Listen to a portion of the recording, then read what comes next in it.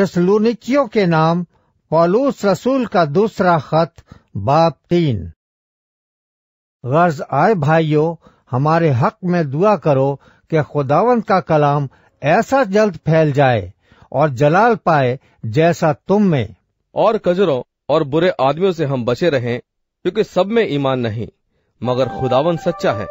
वो तुमको मजबूत करेगा और उस शरीर से महफूज रखेगा। और खुदावंद में हमें तुम पर भरोसा है कि जो हुक्म हम तुम्हें देते हैं उन पर अमल करते हो और करते भी रहोगे। खुदावंद तुम्हारे दिलों को खुदा की मोहब्बत और मसीह के सब्र की तरफ हिदायत करे।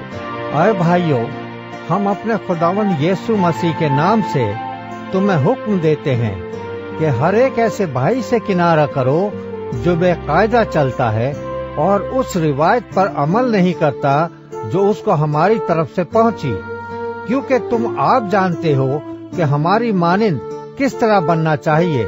इसलिए कि हम तुम में बेकायदा न चलते थे और किसी की रोटी मुफ्त न खाते थे, बल्कि मेहनत मुशक्कत से रात दिन काम करते थे, ताकि तुम में से किसी पर बोझ न डालें। इसलिए नहीं कि हमको इख्तियार न था, बल्कि इसलिए कि अपने आप को तुम्हारे वास्ते नमूना ठहराएं, ताकि तुम हमारी मानिंद बनो। और जब हम तुम्हारे पास थे उस वक्त भी तुमको ये हुक्म देते थे कि जिसे मेहनत करना मंजूर न हो वो खाने भी ना पाए।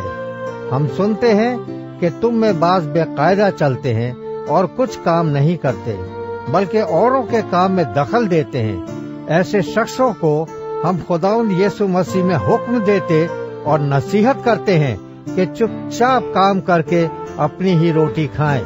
और तुम आए भाइयों, नेक काम करने में हिम्मत ना हारो। और अगर कोई हमारे इस खत की बात को ना माने तो उसे निगाह में रखो और उससे सोहबत ना रखो, ताकि वो शर्मिंदा हो। लेकिन उसे दुश्मन ना जानो, बल्कि भाई समझकर नसीहत करो। अब खुदावंद जो इत्मीनान का चश्मा है, आप ही तुमको हमेशा और हर तरह से इत्मीनान बख्शे। खुदावंद तुम सब के साथ रहे। मैं पौलुस अपने हाथ से सलाम लिखता हूँ। हर खत में मेरा यही निशान है, मैं इसी तरह लिखता हूँ। हमारे खुदावंद यीशु मसीह का फजल तुम सब पर होता रहे।